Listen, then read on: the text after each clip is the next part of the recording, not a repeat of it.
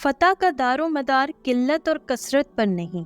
جس دن حضرت خواجہ معین الدین چشتی کی زبان مبارک سے یہ الفاظ نکلے، میں نے پرتھوی راج کو زندہ گرفتار کر کے شاہ اسلام کے حوالے کیا۔ اس رات سلطان شہاب الدین غوری، جو کہ اس وقت خراسان میں تھا، نے خواب میں دیکھا کہ وہ سلطان موصف ہندوستان میں حضرت خواجہ کے سامنے کھڑا ہے اور آپ رحمت اللہ اس سے فرما رہے ہیں: اے شہاب الدین، حق تعالیٰ نے تجھے ہندوستان کی بادشاہت اور سلطنت عطا فرمائی ہے، جلد ہندوستان کی طرف متوجہ ہو اور اس بدبخت راجہ کو زندہ گرفتار کر کے قرار واقعی سزا دے۔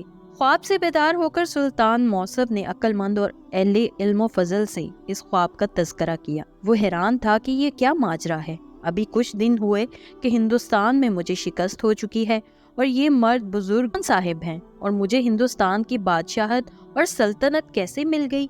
بہرحال یہ خواب سن کر دانا اور صاحب علم و فضل حضرت خوشی سے اچھل پڑے اور سلطان موصوف کو مبارکباد دی اور فتح اور کامرانی کی نوید سنائی۔ سلطان شہاب الدین جس دن سے ہندوستان سے شکست کھا کر لوٹا تھا، اس دن سے اس کے دل میں انتقام کے شعلے بھڑک رہے تھے اور خفیہ طور پر جنگ کی تیاریوں میں مصروف تھا، لیکن کسی کو علم نہ تھا کہ وہ ہندوستان پر کب حملہ آور ہوگا۔ سلطان شہاب الدین غوری نے شکست کے دن آج تک کپڑے نہیں بدلے تھے، نہ ہی حرم سرا میں بس بستر پر سویا تھا۔ اس خواب نے سلطان موصوف کے دل میں ایک نیا ولولہ اور جوش پیدا کیا۔ 8ویں دن وہ روانہ ہوا اور پشاور پہنچ کر پٹھان سرداروں سے ترقی اور منصب کا وعدہ کر کے گزشتہ سال کے داغ بدنامی کو دھونے کی تلقین کی، اور پھر ملتان میں بھی چند روز قیام کیا۔ دربار عام منعقد ہوا۔ سلطان شہاب الدین نے تمام چھوٹے بڑے سرداروں کو مخاطب کرتے ہوئے تقریر کر کے فرمایا: پچھلے سال بدنامی کا جو داغ اسلام کے ماتھے پر لگا تھا وہ حاضرین سے مخفی نہیں ہے، اس لیے موقع ہے اور ہر مسلمان پر فرض ہے کہ اسے تلوار کے پانی سے دھو کر صاف کرے۔ تمام سرداروں نے تلوار کے قبضوں پر ہاتھ رکھ کر سر جھکا دیے۔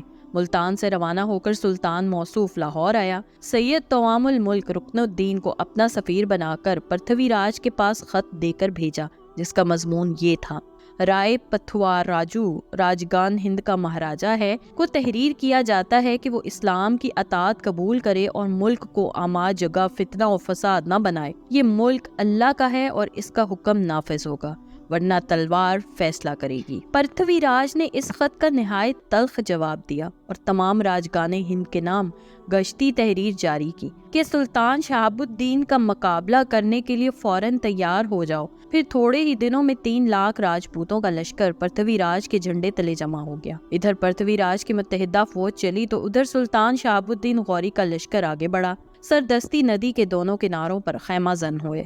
اسی اثنا میں سلطان شہاب الدین غوری کو پرتھوی راج کا خط ملا، جس میں لکھا ہوا تھا کہ اسلامی لشکر کے سپہ سالار کو جاسوسوں کے ذریعے معلوم ہو گیا ہوگا کہ ست دھرم کی رکشا کے لیے ہمارے پاس آسمان کے ستاروں سے بھی زیادہ لشکر ہے اور ہندوستان کے گوشہ گوشہ سے دھرم رکش چلے آ رہے ہیں۔